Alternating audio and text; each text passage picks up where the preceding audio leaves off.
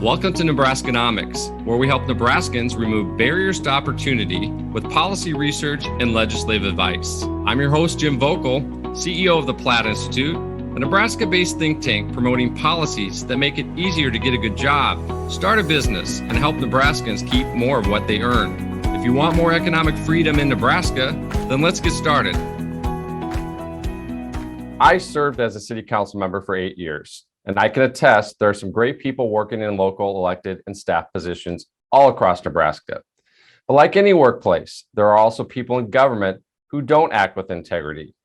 It's tough sometimes in Nebraska's many tight-knit communities to face the reality that people you like and trust, someone you might chat with when you see them at the grocery store, could also be a criminal who abuses their public office to steal from taxpayers. My two guests today are keeping Nebraskans informed about financial mismanagement and outright fraud happening at the local and state levels. Addie Costello is a contributing reporter at the Flatwater Free Press, a Nebraska-based nonprofit news outlet that the Platt Institute is glad to sponsor. And Craig Kubicek is Nebraska's Deputy Auditor of Public Accounts, which is charged with providing independent assessments of Nebraska's government operations. Addie, let's start with your recent report in the Flatwater Free Press, for which the Deputy Auditor is also a source. Your publication is calling it a flurry of fraud, with records showing taxpayers in at least 17 small Nebraska towns were victims of embezzlement by their own city clerks in recent years. Can you share more about the story with listeners and what your process was for reporting on it? Yeah, so a reporter at the Flatwater Free Press was assigned to cover the anniversary of the Pilger tornado. And in case you don't know, the Pilger clerk stole $700,000 of Pilger's money and relief funds. But our editors really wanted to make sure that it wasn't presented as this happened to Pilger and only in Pilger, because it definitely was not an isolated incident. So I went through, and there's a Twitter thread that an old Omaha World-Herald reporter had compiled of just through his career instances of fraud that he witnessed, and I started with that. I did a lot of Googles of various search words, and then Craig helped me out and sent me a bunch of additional cases that were just in audit reports. So I sifted through those, and then it was mostly just calling up current city clerks, the board members that might have been on the board at the time, and current board members, as well as experts that can speak to, why it happens so frequently and what could have been done to stop it. Appreciate you sharing that. We're going to now move to Deputy Auditor Kubicek. So here at the Platt Institute, we look at the auditor's office as the last line of defense against government mismanagement. So if locally elected officials or state legislators aren't going to do anything, or in fairness, they don't know what to do about financial mismanagement, your office has the ability to sound the alarm that something's wrong. But so many small local governments are not regularly audited by the state, and even larger political subdivisions may use financial practices that aren't very transparent. So how did your team get to the bottom of the cases Addie is reporting on, and what should Nebraskans be doing with this information?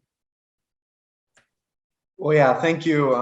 Thank you for the intro. And so we have a hotline, so anybody can call in with fraud, waste, or abuse issues, and we get concerns daily. Now, some of those don't rise to the level of fraud, waste, or abuse, or what we consider something we turn over to a county attorney or the attorney general, but several of those are. So many of these cases come from a simple complaint, a concerned citizens trying to get information from their municipality, and we go start asking questions, and sometimes that results in fraudulent activity. It just depends on the case that we're working on for these that we come across. But several years ago, I think it was about 3 years ago, for villages that we were seeing a lot of frauds come across. While they can still get a waiver from our office if they spend less than $500,000, we now require all of the villages requesting a waiver to submit their bank statements to our office, so we can do a cursory review, look at their board minutes, look at some of their controls in place. That's hopefully going to help. If they think somebody's looking, they might be less likely to do this type of activity. And so what should Nebraskans be doing with this information that you discover? Yeah, I mean, we try to do a lot of trainings. We do the Society of CPAs, we do the League of Municipalities, we do NACO for our county folks. And so we're trying to educate them to try and prevent what I call like the pay and chase mentality. Most entities have, okay, the money's gone. Now what do we do? And so what I try to do from a auditor perspective is trying to educate board members, clerks, treasurers to get ahead of it and say, hey, let's put some controls in place to prevent it from happening before it's too late. And now we're trying to get the money back from wherever those monies went. Thanks for sharing that. Okay, now I have a question for each of you. Are you getting pushback for publicizing these facts, or have you encountered reluctance from local officials in opening up to you and investigating financial mismanagement issues? Let's start with you, Addie. I haven't gotten any pushback since it was published, but through the reporting process, it was definitely tough to get certain board members of towns to talk. I think there's just a lot of embarrassment and like wanting to put that in the past, which is understandable. But since it's been published, I haven't gotten any kind of pushback. Yeah, I appreciate that. Certainly nobody likes getting caught making mistakes or seeming foolish, but in my experience, every local government in Nebraska will tell you their financial management is impeccable, or at least the best they can manage right up until the crisis happens, like what Addie describes in her article. Craig, what's your takeaway? Yeah, we don't usually get too much pushback. It depends on the municipality, but most of the time they're good to work with, and they're wanting change, and they're wanting some of their funds back, so they're willing to provide us information. I have had a couple in the past where they tried to they didn't want it public, so they tried to either negotiate with the perpetrator, and then we found out about it and did some outside work, and came up with different conclusions and more money than they had come up with that was actually stolen. So we have seen cases like that. I think that's more on the private side where hey, we don't want to be in the news. Let's just make this go away. But once we get started, we don't get much pushback from those local officials. And why don't either one of you, or maybe both of you, I think it might be helpful for our listeners to describe the findings of the content in Addie's article. Addie, you want to maybe summarize what you discovered? Yeah. So through mostly audit reports from Craig's office, we found that roughly 1.7 million was stolen or possibly stolen in the past decade. So since 2012, by just city and village clerks. That's 14 city and village clerks from 13 different cities and villages over the past 10 years. One clerk was actually responsible for stealing from 3 separate villages all at the same time. And it's mostly an issue of not enough people working at that local level, board members that aren't required to undergo any kind of training, so they maybe don't have the financial background needed to stay on top of these kinds of things, and then clerks that maybe aren't making what they feel they should deserve. I mean, most of these clerks are tasked with like running these towns, and some of them make like $12 an hour, or in some cases less. And then the big issue is just trust, because a lot of times the clerks have been there longer than their board members there that are supposed to be overseeing them, and there's a lot of like blank check signing, or the clerk signs the checks, cashes the checks, and then is in charge of reporting the bank statements. So there's just not enough oversight. Deputy Auditor Kubicek, do you have anything to add? No, I think that was a good summary. Just a couple things. It's in all of these, they all kind of have their different nuances on what they're doing and how they're doing it.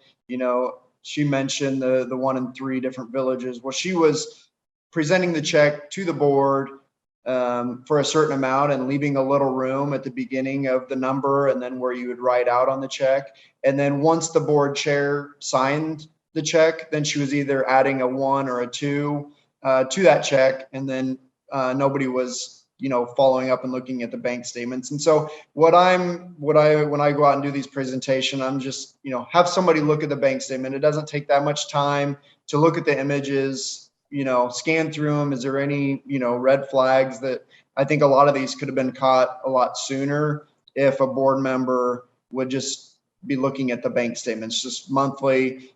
We've had cases where they're falsifying bank records or other, invoices or those sort of things. So those are something to look out for. But a lot of times when those happen, they're only falsifying what I consider like the first 2 pages of the bank statements. They're not like falsifying the images. So that's one thing that we always recommend.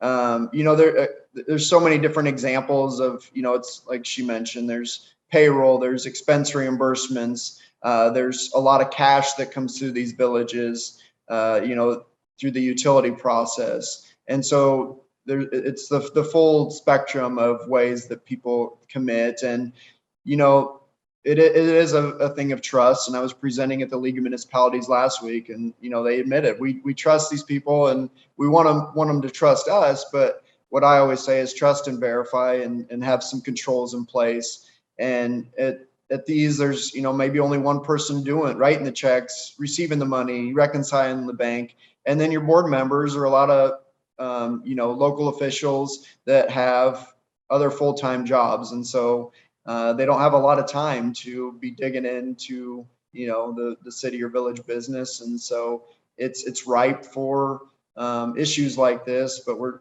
like I said, trying to get some education out there and doing some cursory review of those bank statements and other village records to hopefully prevent some of these from happening again. All right, Addie, let's talk a little bit about data gathering and the process that you used. What would make it easier for you to report on these issues? It seems from your writing, I gather, that you have a feeling that there's more theft of taxpayer dollars going on, and hopefully that has the crooks on the run. But do you or anyone have enough tools to know for sure? I think what I was getting at and what I heard from a couple of experts was just that there's probably more fraud happening in most of these cases it was ongoing for multiple years. So since it happened pretty much every year since 2012, we can maybe assume that that's probably still going on somewhere. I think it's more of an issue. It's easy to find most of the reports of cases that actually happened. The problem was we don't know if all of the cases were caught and have reports to go after. So I think that's where the problem lied. The auditor's office had, most of the reports available. There were a couple that I had to review court documents for, but I was able to get mostly everything. I guess one tricky part is each case is handled differently, like on the prosecution side. So there weren't always like charges. I had to be sort of careful with my wording in the story because, sometimes it's a smaller amount and they aren't like fully prosecuted. And I think I had one a professor tell me that, if it's a small amount, it's sort of embarrassing for the board, so it might be more of like a hush-hush under the table, like firing, versus a public, like where there would be a report to follow. Appreciate that. All right, Deputy Auditor Kubicek, in your office's work, you've identified many shortcomings in the state of Nebraska's own process for reconciling expenses, especially the recent federal funds. So it's certainly not local governments that deserve all the attention. Can you talk a bit more about what you've recently found at the state level and what lawmakers in Lincoln should do to set a better example and build upon our financial infrastructure at both the state and local level? Yeah, I was just, like I mentioned, I was at the League of Municipalities last week, and I presented that, the state of Nebraska should be the example not in a bad way, but in a good way. And so in the last two annual comprehensive financial reports that our office worked on and issued, we had an unclean opinion. This year we had over $10 billion in errors that came across through that reporting process. And so, like I mentioned, the state should be setting the example for these local officials for how to properly report and get the financials correct. And so we got to do a better job at the state level to set that example. I'd love to get both of your thoughts on this next question. Nebraska has many small political subdivisions. Some of them, as Addie reports, receive audit waivers because of their size and because they don't have the staff or expertise to regularly comply with the many standard financial practices. But are we drawing the line in the right place currently? And should local boards be able to vote on levying taxes and asking us to assume debt if they can't honestly show us where their money is going? Craig, I'll start with you. Yeah, I mean, to me, we got to set some sort of threshold. If we got a village that spends $100,000 and we're going to have them spend $10,000 on an audit, I don't know if that's an efficient use of, there might be a fraud, but at some point we, as an office, decided that 500,000 is a good number. And I think with the added procedures of, looking at their bank records and those sort of things, we can prevent or help prevent some of these issues from occurring. It is a board decision when they request, a waiver, but they're still having to put together, a budget that's filed with our office. That doesn't get them away from the budget and filing the actual expenditures as such. And so, fraud's out there. It's going to happen. I think, some of these examples that were reported on had audits. And so just because you have an audit doesn't, make fraud go away, in a pandemic or, certain, economic issues that we're currently under, it adds, people feel a pinch, and whether you have an audit or not, frauds can happen. Addie, what's your perspective?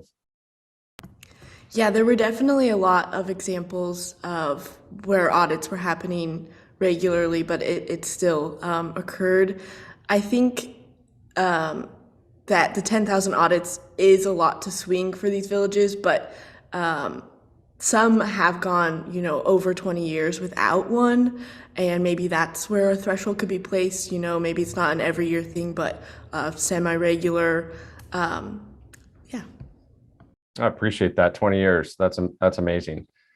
All right. As you might guess, our listeners are very interested in this topic. That's why we're having you on today. But based on each of your experiences, what parting advice do each of you have for Nebraskans who care about financial transparency and accountability and don't know what to do about it? Addie, we'll start with you.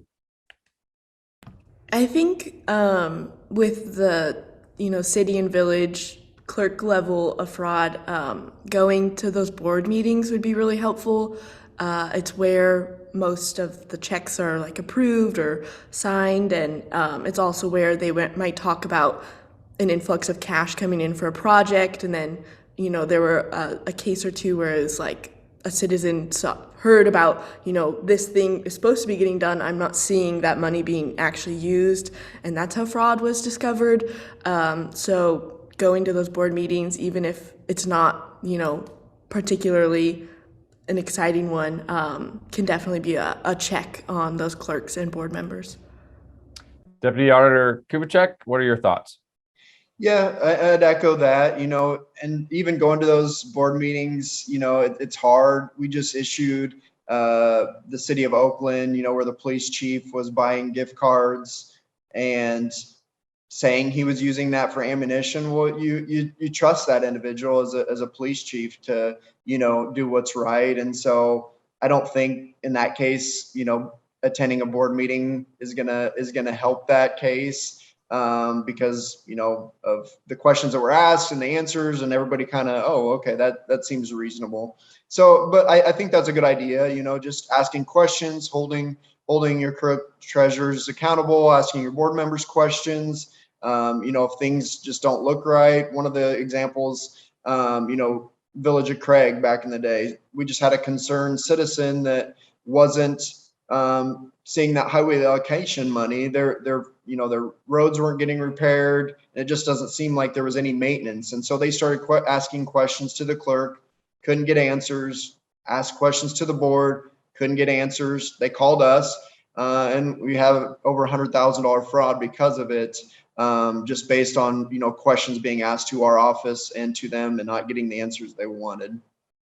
And we do have a hotline. And so if you have things that come up, I tell the clerks and treasurers all the time, or the CPAs, if you have something that comes up that doesn't look right, call our office. That's what we're here for, to help and put in those resources. And we can gain access to a lot of records without even, contacting the entity and doing some background work. And so that's what that hotline's for, to be used for concerns of fraud, waste, or abuse across the state of Nebraska. Our guests today have been Addie Costello of the Flatwater Free Press and Nebraska Deputy Auditor Craig Kubicek. Thank you both for your work. We'd love to have you on back again. And thanks for joining me today on Nebraskanomics. Thank you. Yes, thank you very much. Thank you for listening to today's episode. If you want more economic freedom in Nebraska, please visit plattinstitute.org to make a donation to help fund our research and advocacy. Or you can subscribe to our newsletter and learn about today's most important issues facing Nebraskans. It's time to stop the status quo. Let's remove economic barriers and make Nebraskans proud.